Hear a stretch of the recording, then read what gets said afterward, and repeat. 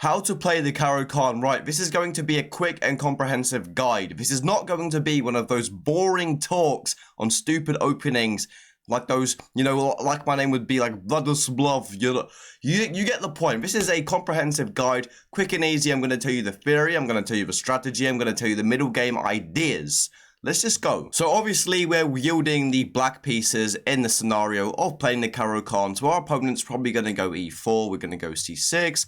d4 and d5. So after d5, our opponent is perplexed with a multitude of ideas. He can either go here, he can do the exchange, he can go knight f3.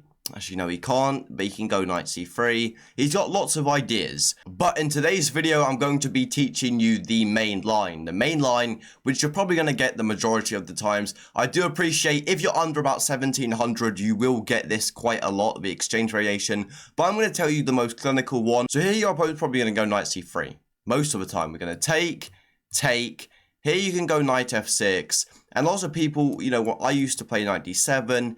I'm going to tell you probably the most dangerous weapon, which is bishop f5. I've had the best results with this, and it's the main line. It's played 18,000 times, and the second one, I think, is knight d7, which is played about 5,000 times. It's played 18,000 times for a reason. Lots of people want to be cool and they want to go with sidelines. Well, this is still quite mainline anyway. So knight f5, bishop f5 anyway. Bishop f5, what is the point of this move? Well, we attack this knight and we bring our bishop into the game. Also kind of known as developing with tempo. One of the key principles in chess. So we see knight g3, and now this knight is attacking this bishop. We do not want to let our opponent just grab this bishop for free. So we bring it back. We go bishop g6. Here our opponent's probably going to go h4. This is the main line. Now he is threatening to go h5. I was coaching a student yesterday and he said, okay, I said, what do you want to play here? He went h5. I said, really h5? Because what happens after this? This square is completely weak. And if you want to kick this knight out, then you go f6. And now this square's weak. Do you know what I mean? It's things like that. So we do not go h5 here. Here we go h6. It's important that you know this. It's important that you understand this. That's why I'm telling you. Because a lot of people, they go, okay, well, bishop d3 is the next move. And you've got to remember all this theory. I'm going to teach you how to understand this. So after h6, the most played move is knight f3. Here we're going to go knight d7. Why knight d7? I asked my student yesterday, I said, why don't go e6? Well, the reason why we go knight d7 after knight f3 is because knight d7 just avoids complications of knight e5. If we were to go e6 here, our opponent can go knight e5, and then we've got to learn a whole new set of theory, which is just inconvenient, it's time consuming, and it's not even that good. So after knight f3, this should be your cue to go knight d7. Here we see the move h5, this pawn comes down the board and you retreat it back to h7. And here your opponent's going to go bishop d3. So your opponent, pardon me, no burping today by the way, that's my 1-1. So after bishop d3, you've got to think about it here. Are you really going to let your opponent, are you going to play a move like e3 here? E6 and let your opponent take? No, so you're going to take. We take here. And by the way, just because you might actually get this in your games, your opponent might play a move like bishop e2, which is bad because this bishop is a monster. Your opponent wants to exchange this bishop. If he doesn't, that's his own fault. So your opponent does want to play bishop d3 if they don't. And also your basic setup here is going to be e6, bishop e7, queen c7, castles queenside, knight f6, maybe your bishop could go to d6, and you want to break with c5. c5 is your break here. So going back to bishop d3, this is the most played move. Here you exchange, change, and queen takes. Now you go queen c7. This signifies you're going castling queenside. If you want to castle kingside, you can go e6, and you can also castle kingside here, which is perfectly fine. But I'm going to be teaching you castles queenside. I think it's the most practical way. I've had the most positive results with this variation, playing against some of the top GMs in the world. So if we go back a bit, back to queen d3, I would castle queenside. If you can go e6. If you go e6, your opponent can go bishop f4, and you can't go queen c7. So you've got to kind of confuse it a bit with queen a5. Normally, he should come back.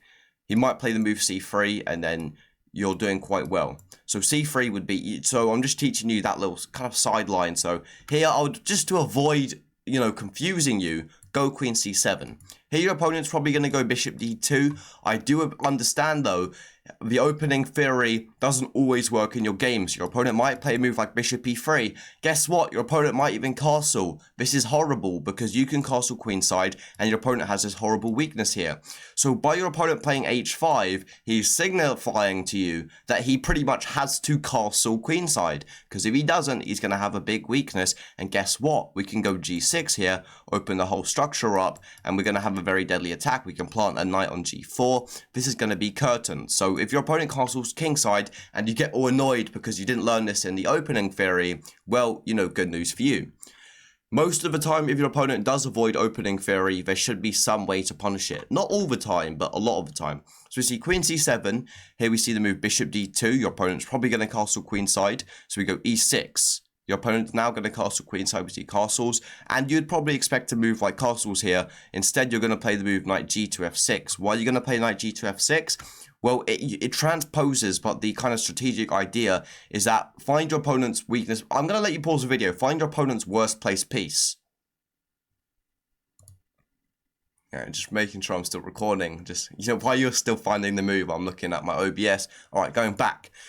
Find your opponent's weakest piece. If you found it, is the knight on g3. The reason why is that it pretty much has nowhere to go. It's out. It's on the edge of the board, and it can't really come here, so you're going to go knight g to f6 first, just saying, you know, I'm going to stop this. Now, your opponent is going to go knight e4 anyway. So you go knight g to f6 after castles. Your opponent's going to go knight e4 now. They're going to exchange their worst piece.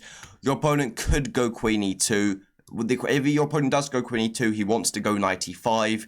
You continue with the same plan, and you're going to go like knight b6 and stuff, because... So this plan's slightly different, but the middle game idea is slightly different. But knight b6, maybe bishop d6, castles, you still want to maybe break with c5. It's still kind of the same plan. So if I go back a bit, back to knight e4, after knight g to f6, you still understand, your opponent will probably play this. And here you're just going to castle. You could take, but you're just going to castle now. Castle is the best move as well. So you're going to castle here. And here your opponent probably will play the move g3. Now work out what's the threat of g3. Well, the threat is bishop f4. So we want to meet bishop f4 with bishop d6. So how do we do that? Well, the answer to that question is we want to go bishop d6. But this knight would take it. So we've got to exchange the knight. We go takes, take, and now bishop d6. Stopping bishop g3. Don't go knight f6, because knight f6 weakens this e5 square. It's still playable. I'm sure some, you know, maybe some master in the comments is going to come at me, you know, threatening my family. But, you know, not that he would even be capable of doing such a thing. So going back to queen e4, here we see the move bishop d6, stopping this. After queen e4, bishop d6, and now your opponent should go c4. This is the main line, but this is where it gets quite technical. If you're around, maybe if you're above 1800, you're probably going to see this. I mean, but you might play an opponent who's just a complete theory Andy and just a theory addict. But after c4 is your cue to break with c5. So that's your strategic idea.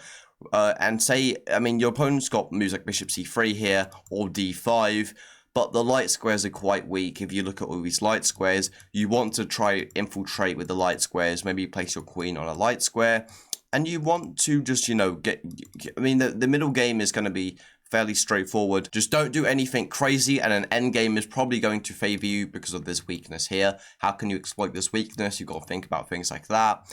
Anyway, you can exploit this king side, but, you know, just basic things like that. So anyway, that is the end of my guide. Hopefully you enjoyed. If you did enjoy that, like and subscribe so I can make some new ones. And if you want to do some coaching with me, there will be a link in the description. Thank you for your time and attention. Have a good day.